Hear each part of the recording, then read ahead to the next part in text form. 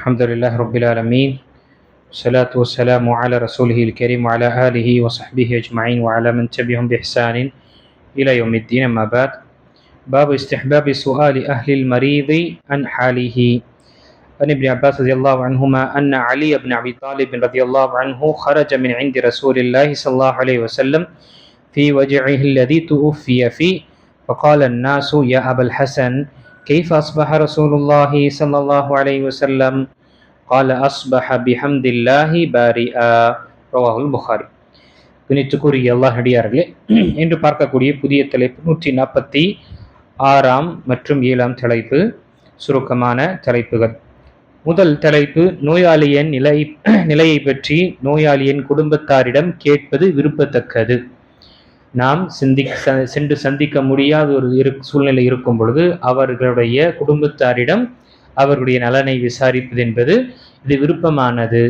இதில் வரக்கூடிய ஹதீஸ், நபி ஸல்லல்லாஹு அலைஹி வஸல்லம் அவர்கள் மரணத்தை ஏற்படுத்திய நோயின் போது நபி ஸல்லல்லாஹு அலைஹி வஸல்லம் அவர்களிடம் தங்கிவிட்டு அலி ரலியல்லாஹு அவர்கள் வெளியே வந்தார்கள். அபுல் ஹசன் அவர்களே, நபி ஸல்லல்லாஹு அலைஹி வஸல்லம் அவர்கள் எவ்வாறு உள்ளார்கள் என்று மக்கள் கேட்டனர். அல்லாஹ்வின் புகழால் நலமாக உள்ளார்கள் என்று அலி ரலியல்லாஹு அவர்கள் கூறினார்கள். இந்த ஹதீஸ் புகாரில் வரக்கூடிய ஹதீஸ். இங்கு நபி ஸல்லல்லாஹு அலைஹி வஸல்லம் உடைய அந்த கடைசி கட்டம் மரண தருவாயில் இதே நோயில் தான் நபி ஸல்லல்லாஹு அலைஹி வஸல்லம் வஃபாத்தானார்கள். அல்லாஹ் தூதர் ஸல்லல்லாஹு அலைஹி வஸல்லம் உடைய அந்த வஃபாத்துடைய விஷயங்கள் நாம முன்கூட்டியே அறிந்திருப்போம். 11ஆம் ஹிஜ்ரியில நபி ஸல்லல்லாஹு அலைஹி வஸல்லம் வஃபாத்தானார்கள்.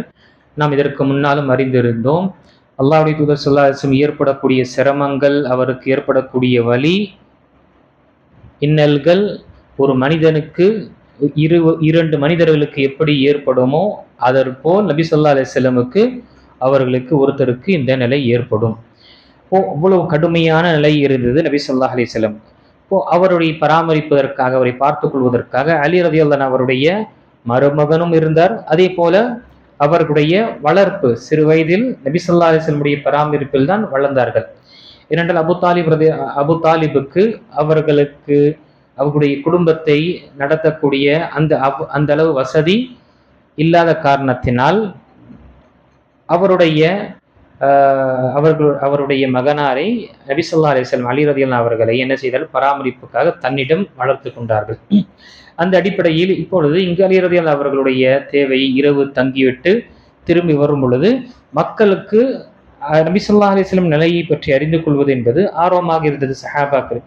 அப்போ நபி ஸல்லல்லாஹு அலைஹி வஸல்லம் நிலையை பற்றி எப்படி இருக்கிறாங்க, அவங்க பரவாயில்லையா, இரவு எப்படி கழிச்சாங்க, இப்பொழுது எப்படி இருக்கிறாங்க, அவர்கள் நபி ஸல்லல்லாஹு அலைஹி வஸல்லம் உடைய விஷயங்களை பற்றி அல்ஹம்துலில்லாஹ் அவர்கள் நல்ல விதமாக இருக்கின்றார்கள் என்று கூறினார்கள். ஆக நாம முடிந்தால் நம்முடைய தெரிந்தவர்கள், நம்முடைய ஃப்ரெண்ட்ஸ் அல்லது நம்முடைய உறவு அல்லது நம்முடைய மொஹல்லாவில் இருக்கக்கூடியவர்கள் உடம்பு சரியில்லை என்றால் சென்று சந்திப்பது என்பது நாம் முன்கூட்டியே பார்த்த ஒரு ஃபர்து கிஃபாயாவாக இருக்கு.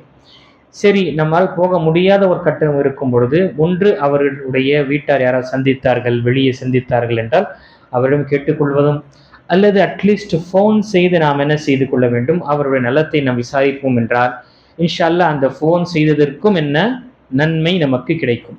ஷேக் உஸைமீன் ரஹிமஹுல்லாஹ் அவர்கள் இந்த ஹதீஸுடைய விளக்க உரையில் சொல்லும் பொழுது அவர்கள் கூறுகின்றார்கள், இதெல்லாம் தத்தமக்கன் மின் இயாதத்தில் மரீத் பினஃப்ஸிக், உன்னால நோயாளியை சென்று டைரக்டாக சந்திக்க முடியாத சூழ்நிலை இருந்தால் ஃபஇன்னக தத்தஸில் பிஹி பில் ஹாத்திஃப், அவர்களிடம் என்ன செய்யுங்க, நீங்க ஃபோன் மூலமாக கேட்டுக்கொள்ளுங்கள், அவருடைய நிலவரத்தை கேட்டுக்கொள்ளுங்கள். வதஸல் அன் ஹாலிஹி யக்துபு லக பிதாலிகல் அஜ்ர் இன்ஷா அல்லாஹ், அல்லாஹ் தஆலா இதற்காக உங்களுக்கு என்ன அஜ்ரை எழுதி விடுவான் என்று தெரியப்படுத்தியிருக்கின்றார்கள். இது முதல் விஷயம் நாம் அறிந்தோம். இரண்டாவது விஷயம் பார்க்கும் பொழுது, ஒரு மனிதன் மிக மோசமான நிலையில் ஆகிவிட்டான் நோயில, இதற்கு மேல் அவர் அதிலிருந்து மீண்டு வரக்கூடிய ஒரு சூழ்நிலை இல்லாத ஒரு அந்த சூழ்நிலை ஏற்படும் என்ற நிலையில் இருக்கும் பொழுது, அந்த மரண தருவாயில் என்று இருக்கும் பொழுது அப்படிப்பட்டவர் என்ன துஆ செய்ய வேண்டும்? நபி ஸல்லல்லாஹு அலைஹி வஸல்லம் உடைய கடைசி கட்டத்தில் நபிகள் நாயகம் ஸல்லல்லாஹு அலைஹி வஸல்லம் கேட்ட துஆவில் ஒன்று, அல்லாஹும்ம ஃபிர்லி வர்ஹம்னி வஅல்ஹிக்னி பிர்ரஃபீகில் அலா, அல்லாஹும்ம ஃபிர்லி வர்ஹம்னி வஅல்ஹிக்னி பிர்ரஃபீகில் அலா. இதனுடைய பொருள், அல்லாஹ் நபி ஸல்லல்லாஹு அலைஹி வஸல்லம் மரண தருவாயில் என் மீது சாய்ந்தவர்களாக அம்மி ஆயிஷா ரலியல்லாஹு அவர்கள் அறிவிக்கின்றார்கள், என் மீது சாய்ந்தவர்களாக இந்த வார்த்தை கூறினார், இறைவா என் பிழைகளை மன்னிப்பாயாக, எனக்கு அருள் புரிவாயாக, என்னை உயர்வான தோழன் பக்கம் உன் பக்கம் நீ சேர்ப்பாயாக என்று நபி ஸல்லல்லாஹு அலைஹி வஸல்லம் இந்த துஆ கேட்டார்கள். இதுவும் என்ன, புகாரி மற்றும் முஸ்லிம் வரக்கூடிய ஹதீஸ். இன்னொரு ஹதீஸ்ல வரக்கூடிய, திருமிஸில் வரக்கூடிய வார்த்தை, அல்லாஹ்வுடைய தூதர் ஸல்லல்லாஹு அலைஹி வஸல்லம் அல்லாஹும்ம ஐன்னி அலா கமராத்தில் மௌத்தி அவிஸ் ஸக்கராத்தில் மௌத் என்று கூறினார்கள். இறைவனே, மரணத்தின் வேதனைகளில் போதும் மரணத்தின் மயக்கத்தின் போதும் எனக்கு நீ உதவி செய்வாயாக. யோசிச்சு பாருங்க, அல்லாஹ்வுடைய தூதர் ஸல்லல்லாஹு அலைஹி வஸல்லமுடைய முன் பின் பாவங்கள் மன்னிக்கப்பட்டன. அப்படிப்பட்ட அல்லாஹ்வுடைய தூதர் ஸல்லல்லாஹு அலைஹி வஸல்லம் என்ன கேட்கிறாங்க, யா அல்லாஹ் என்னை மன்னித்து விடு, என் மீது கருணை புரிவாயாக, என்னை சிறந்த உன்னுடைய தோழன் ஆக இருக்கக்கூடிய உன் பக்கமே நீ ஏற்றுக்கொள்வாயாக, அதே போல மரணத்தருடைய வேதனையிலிருந்து என்னை பாதுகாப்பாயாக, அப்படிப்பட்ட நோவிலிருந்து என்னை, நீ மயக்கத்திலிருந்தும் என்னை பாதுகாப்பாயாக என்று நபி ஸல்லல்லாஹு அலைஹி வஸல்லம் கேட்கின்றார்கள் என்றால் யோசிச்சு பாருங்க, நாம எந்த அளவு கேட்க வேண்டும். அப்போ ஒரு மனிதன் கடைசி கட்டம், இதற்கு மேல் அவனால் வாழ முடியாது என்ற ஒரு நிலை அந்த மனிதனுக்கு உணரக்கூடிய இருக்கும்போது அப்படிப்பட்டவன் என்ன கேட்க வேண்டும், யா அல்லாஹ் என்னை மன்னித்து விடுவாயாக, என்னை நீ மன்னித்து விடுவாயாக, என் மீது அருள் புரிவாயாக, என்னுடைய கபருடைய விஷயங்களையும் இலகுவாக்குவாயாக, மறுமையுடைய விஷயங்களையும் நீ இலகுவாக்குவாயா என்று நாம அல்லாஹு தஆலாவிடம் துஆ கேட்க வேண்டும். கண்டிப்பாக கடைசி நேரத்தில் மனிதன் எந்த அளவு அல்லாஹ் மீது ஆதரவு வைப்பானோ, நம்பிக்கை வைப்பானோ, அதன் பிரகாரம்தான் அந்த மனிதனிடம் நடந்து கொள்ளப்படும். அந்த மனிதன் அல்லாஹ் மீது முழுமையாக நம்பிக்கை வைத்து, யா அல்லாஹ் நீ மன்னிக்க கூடியவன், என்னை மன்னித்து விடுவாயாக என்றால் அதே போல அல்லாஹு தஆலா அவனுடன் நடந்து கொள்கின்றான். இல்லை, என்னுடைய நிலை எப்படி என்றால் எல்லா பாவங்களையும் நான் செஞ்சேன், இதற்கு மேலே எனக்கு மன்னிப்பே கிடையாது என்ற ஒரு நிலையில் அவன் விட்டு விட்டான் என்றால் அவனுக்கு அதே போலதான் அவனுடன் நடக்கக்கூடிய நிலை ஏற்படும். ஆக கணியத்துக்குரிய அல்லாஹ் நடிகார்களே, இந்த விஷயங்களை நாம நினைவு கொள்ள வேண்டும். நம்முடைய மௌத்தில் அல்லது நம்முடைய அந்த நிலை வரும் பொழுது, ஏன்னா எல்லாருக்கும் வரவுதுதான், அந்த நிலையை வரும் பொழுது உலகத்துடைய விஷயங்களை நினைவு கொள்வதை விட நம்முடைய பாவங்களை நாம் பாவ மன்னிப்பு தேடிக்கொள்வதும், நம்முடைய கபருடைய மன்னரை வாழ்க்கையை சீராக ஆக்குவதற்காகவும், மறுமையுடைய நிலையை சீராக ஆக்குவதற்காகவும் அல்லாஹ்விடம் நாம் உதவி தேட வேண்டும். என்றால் அந்த தருணம் மனிதன் தன்னுடைய சொத்தை பற்றி ஏதாவது சொல்லிட்டு போவான், தன்னுடைய ஏதாவது உயிரை எழுதி வச்சிருக்கான், இது சொல்லிட்டு இப்படிதான் ஒரு பிரச்சனை. உலகத்துடைய கடைசி வரை வாழ்க்கை இருக்கும் பொழுதெல்லாம், உடல் ஆரோக்கியம் இருக்கும் பொழுதெல்லாம் இந்த உலகத்திற்காக ஓயாம அவன் பாடுபட்டான்.